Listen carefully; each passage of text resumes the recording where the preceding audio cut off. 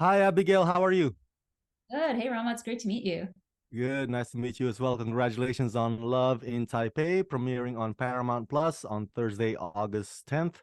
And it's based on your best-selling novel, Loveboat Taipei. So, what was your reaction when you heard that your book was going to be turned into a movie, or did you know that that was the objective all along?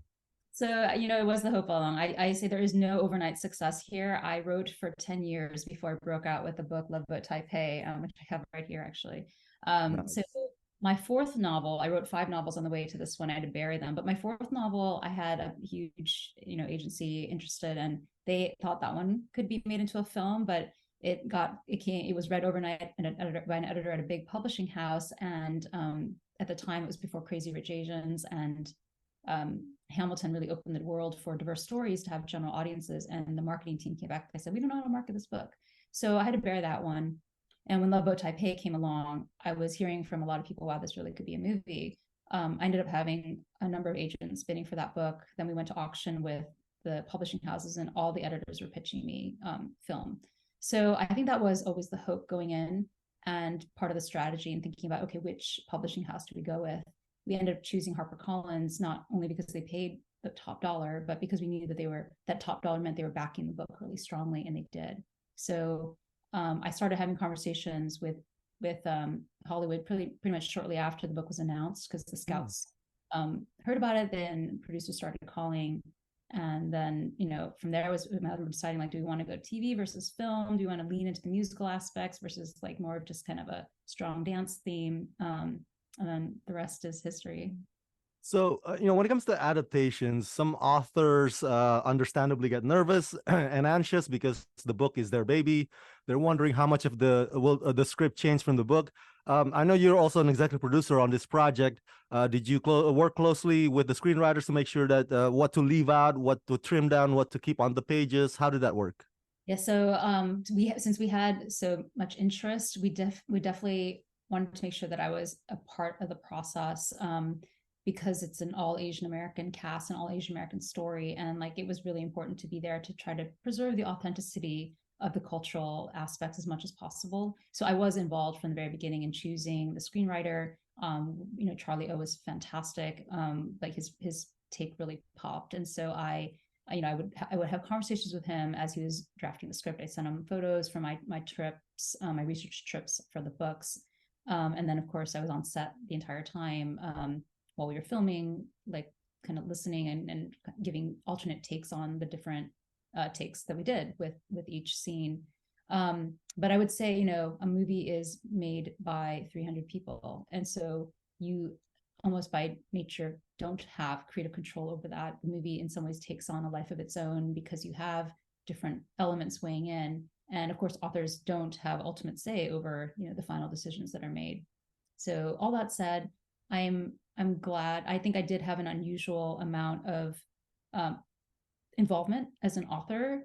And my takeaway, especially with this, this strike going on, is that authors should be involved in the making of their film. Like I think I was able to save so much money for the production because I'm right there. I know the characters like that. I could fix things so easily on set, so we don't have to do like a bunch of reshoots at the end.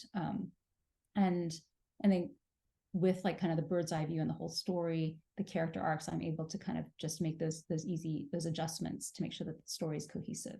By the way, I'm Indonesian, and I read that your father emigrated from Indonesia. So, Hello. Yes, amazing. I visited Jakarta when I was a kid. So.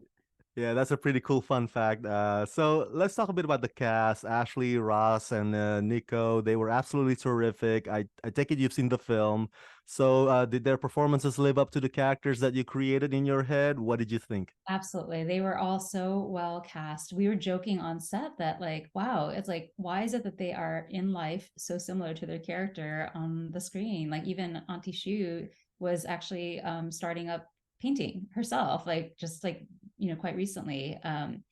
But yeah, and then each of them are just incredible human beings. Like, Ashley it was her first time being number one, and she was a fantastic number one, really an exemplar to follow.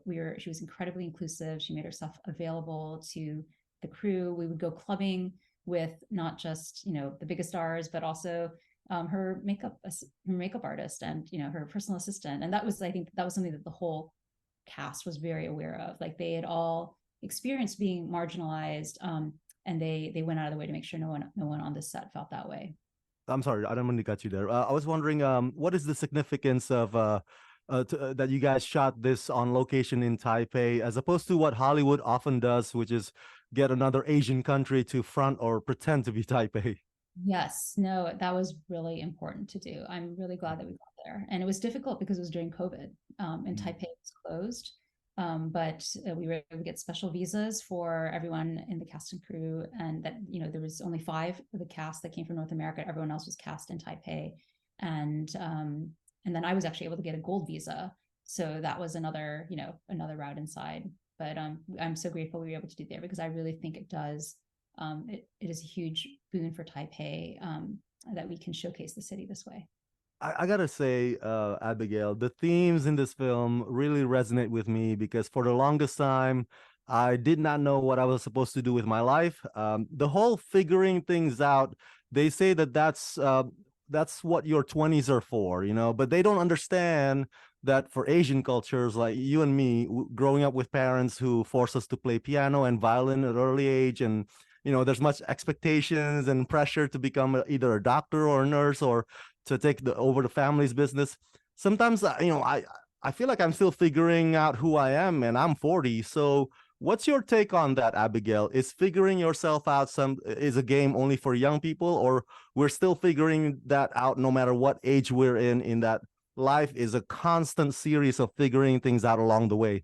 I absolutely agree with the latter. So, for me, I look back on my life now and I do see a trajectory. Like I do see that I was writing my whole life. I started journaling when I was 9 years old. I was telling stories before that to my siblings. But now, standing where I am, I had this long career in law and tech and venture capital. And I'm using all that now as a filmmaker, which is the confluence of 3 things: technology, creative storytelling, and finance. And so I think all those experiences that we have, like we can do all that just at different times in our life. And then I think you have these moments like I'm having now where it just makes sense and it all comes together. But yeah, I only left my corporate job 2 years ago to start doing the creative work full time. So this is in some ways new for me too. Was that scary, making that transition? I should have done it sooner. I think I did hang on a little longer than I needed to, but it was, I was offered the opportunity to host the artificial intelligence podcast. And so I just kind of stuck around a little longer, and I did that for a while and I really enjoyed it. So what is your advice for young fellow Asians out there, especially aspiring authors that want to break into the business to become successful as you are? Is it tougher now to be published author than how it was when you were coming up? Oh, I think it's easier for diverse stories, in the sense like that the publishing industry is really mindful of the need to have more stories out there. And there are so many stories in our community. I actually had hoped to set one of my love boats in Indonesia, and then I think something happened where I wasn't able to travel there. Like there was some unrest going on. But we have infinite stories in our community, and I think the more people have the courage to tell those stories, the more those stories will find their audiences. So I do think it's a really wonderful time for diverse writers to be writing their stories. Final question. Loveboat Reunion, your companion book, is that going to be the base for Love in Taipei sequel? I would love that. It is so hard to make a movie. I think the first question, like there's like many factors that go into that, but definitely one of the gating factors is like Love in Taipei needs to do well and get out to a wide audience. So I'm so grateful for the community's support. All right. Abigail, thank you for talking to me, and congratulations. Thanks so much. Great to talk to you.